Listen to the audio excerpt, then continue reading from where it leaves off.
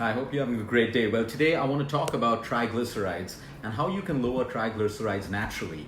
Now, it's very, very normal for someone to get their lipid profile done and then they look at their total cholesterol and then they look at the breakup of their HDL, their LDL, and their triglycerides.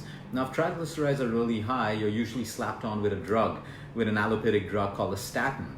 Now, I'm not saying that's wrong, and if you are on statins because of your triglycerides, you just can't jump off them without making lifestyle changes and without keeping your doctor in the loop to safely get off your statin in case you have high triglycerides or high cholesterol.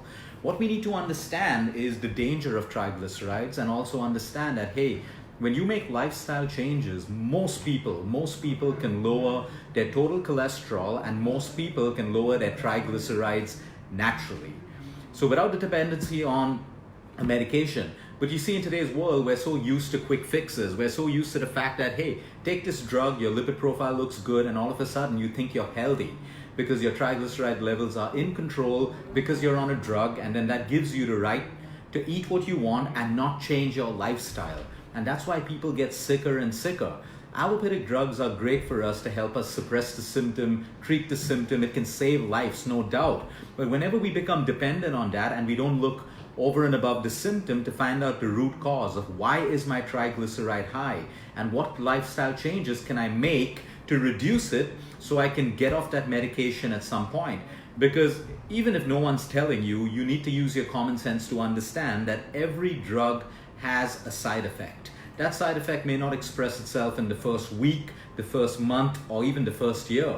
But sooner or later, all those side effects are going to express themselves into a new condition in your body, and then you're going to be given a new medication to basically handle the side effect of your primary medication. And then you get into this vicious cycle, and what's so common today is to see people in the age group of post-50 with a prescription list that looks like a shopping list. They're on 15 to 20 different allopathic medications. And when you look at these medications, each of them are basically looking after the side effect of the new condition that the primary medication solved. So how can we prevent that? How can we start using lifestyle and knowledge put together with a little bit of effort and discipline to ensure that we can lower our triglycerides naturally or prevent our triglycerides from going out of place? Triglycerides are a kind of fat that is found in your blood. So now, for example, your body converts calories that you don't need into triglycerides and it stores it in your fat cells. And when your body needs energy, it can break down these triglycerides into energy. The problem is when we have too many triglycerides in our blood and our blood has to push this all into fat cells. So number one, we increase our weight, and number two, we store all these triglycerides which never eventually get used by the body to break down into energy. And that's why when you do your lipid profile, your triglycerides go higher and higher. So what we need to understand that triglycerides have a direct correlation with heart disease. It puts you in a category of heart disease. So it is so important for you to lower down your triglycerides. If you're not willing to make lifestyle changes, then it's better that you stay on that medication, because at least it's better for your body that your triglycerides are controlled. So number one, what are the main causes of triglycerides? One is obesity and a lot of abdominal fat. We need to understand that the more weight you carry, especially in the abdominal area, you tend to have more triglycerides. The only reason, most of the times, that men and women start to store belly fat and a lot of abdominal fat, these are fat storage cells in your body that can basically expand. Okay, usually when you start putting on weight, you start putting it on your face, your upper body, your lower body, and last on your abdominal area. The same thing when you start working out hard, you lose weight from all of these areas and you lose weight from your abdominal area last. It is important to understand that when you have a sudden increase in abdominal fat and high triglycerides, you know that these fat cells are holding on to triglycerides. Number two is uncontrolled diabetes. We are now the diabetic capital of the world. Okay, and uncontrolled diabetes will also increase your triglycerides in your blood. So we need to understand that you can't treat diabetes separately and you can't treat triglycerides separately. Everything in the human body is interconnected with one another. And the biggest gap that we have in our system today is we treat human beings like statistic numbers and like cars or pieces of engineering. You have a problem with the heart, you only treat the heart. You don't look at inflammation in the body. You have a problem with diabetes, you only treat sugar levels. You don't look at blood pressure, you don't look at everything that could have caused your diabetes in the first place. So when you look at uncontrolled diabetes, you can become a candidate of high triglycerides. And a lot of people who have diabetes uncontrolled have high triglycerides as well. So sometimes to control your triglycerides, you first have to start controlling your diabetes. Alcohol and sugar. Okay, there's nothing wrong with alcohol. Like I always tell people, the problem is not with alcohol. The problem is with the person drinking the alcohol. The problem is with the person overeating food. The problem is never with food. The problem is with the person. It is always with the person. Some people overindulge in alcohol. Some people binge drink. Some people drink and they don't exercise. Some people drink and they don't eat right. Some people drink, they don't sleep right. So the problem is not with alcohol. The problem is with the person. And when you have a lot of alcohol in your system, your triglycerides will go up. The same thing with white refined sugar. People who have diets of a lot of white refined sugar and are sedentary in nature will have higher triglyceride levels. Carbohydrates. If you're eating a lot of breads and all these simple carbohydrates and refined carbohydrates, you will have high triglyceride levels. No amount of your cholesterol drug, no amount of your statin will be able to change that unless you make a lifestyle change when it comes to your diet and your exercise.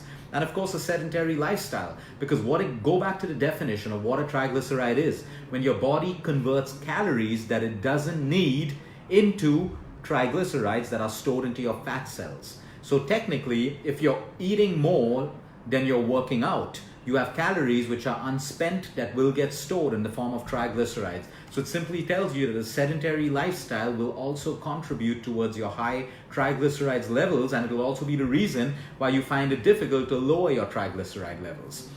Okay, so let's get straight into the solution mode. Cut down your refined sugar. I cannot tell you how important it is to understand this. We live in such an ironic and hypocritical world where everyone knows, even children know, how dangerous white sugar is for human health.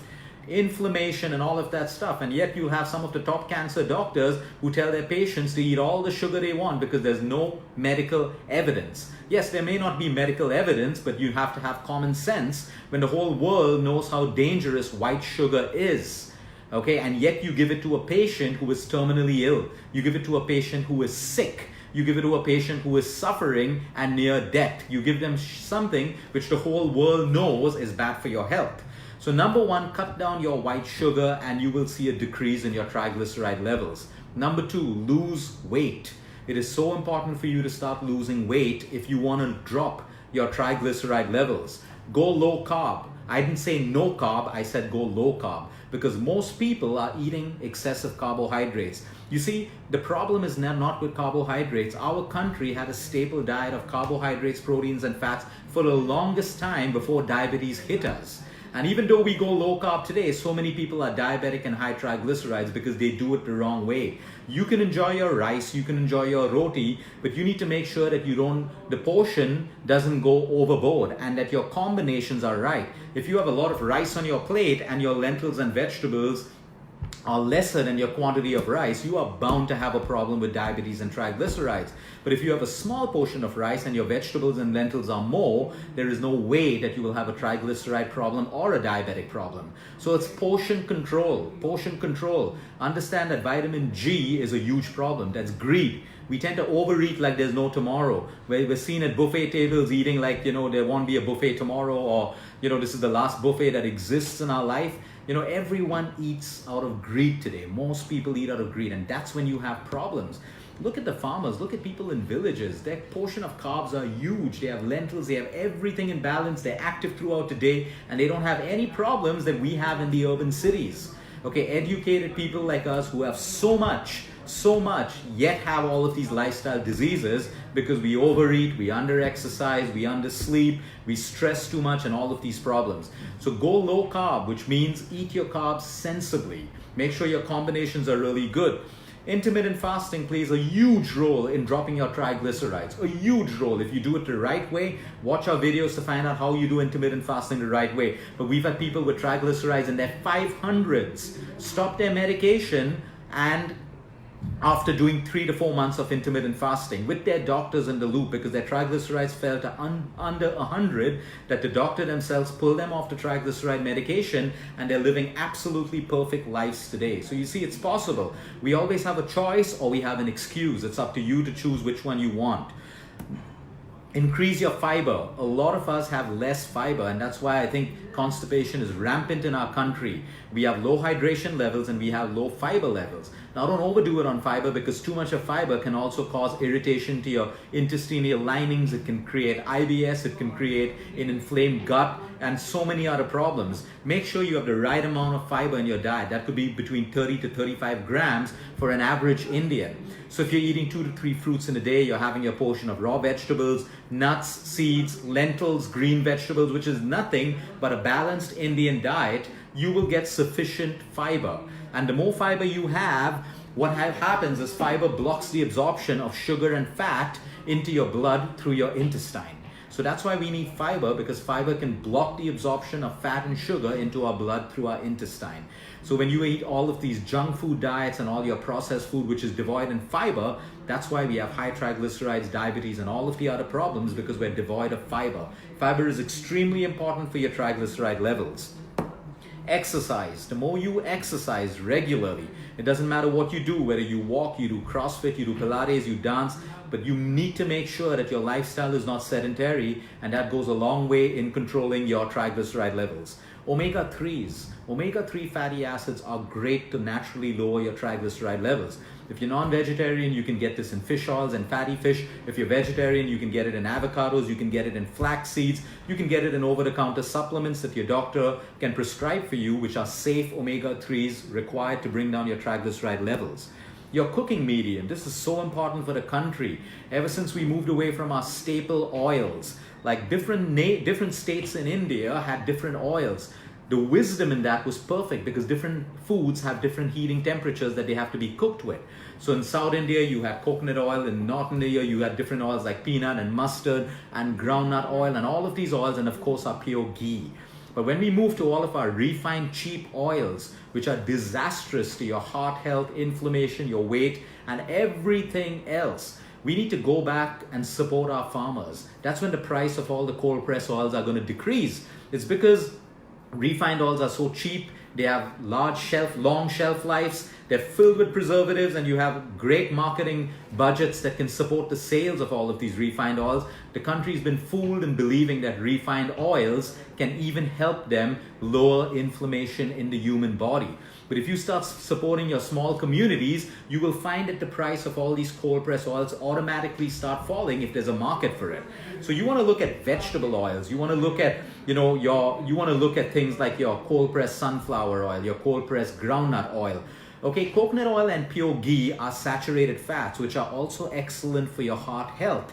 But if you have high triglyceride levels, you want to go low on saturated fats and make sure that you have monounsaturated and polyunsaturated fats. So if you're having a salad, you can add your olive oil to it. If you're doing a light saute, you can add olive oil, or you can use your cold pressed groundnut oils, your cold pressed sunflower oils. These are all polyunsaturated and monounsaturated oils. You can get your essential oils from nuts as well. Almonds, walnuts, cashew nuts, unsalted. Having a portion of nuts in your daily diet is excellent for your triglyceride levels. It is excellent for your heart health. So please don't understand. It's small thinking that believes that, oh, nuts have fat, fat will make me fat.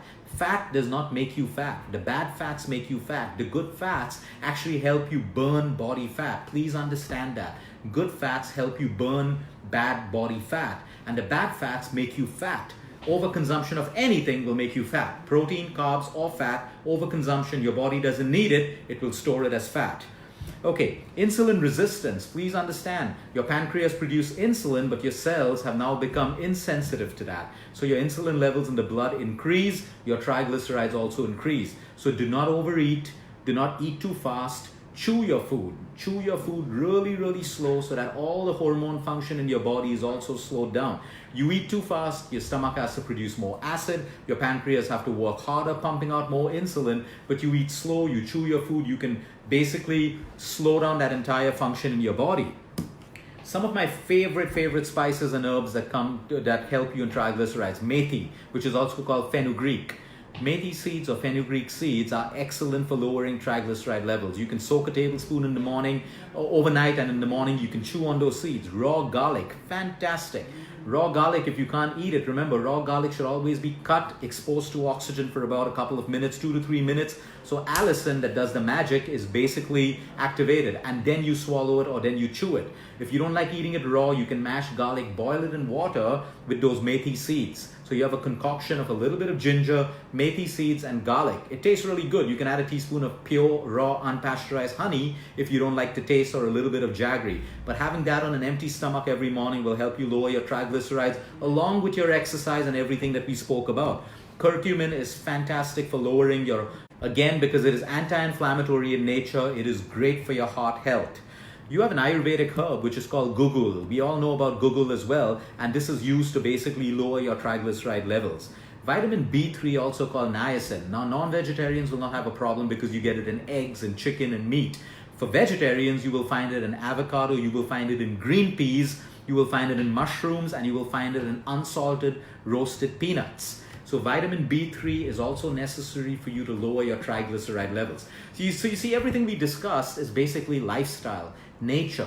You do these little things and your triglyceride levels will automatically come down. The last point is your sleep. Because remember, if you are sleep deprived, you have inflammation. If you have inflammation, your triglycerides, your cholesterol levels, everything tends to stay on the higher side. So make sure you get a good night of sleep, because that is the most healing drug on the planet. All of the healing happens while you sleep. All of your muscle growth happens while you sleep. Everything, every positive change, the hormonal balance that happens only happens while you sleep. And that is why sleep is so important. And even one night of sleep deprivation can cause your entire body to go out of balance. Have a great day, everyone. Until next time, eat smart, move more, sleep right, and breathe deep.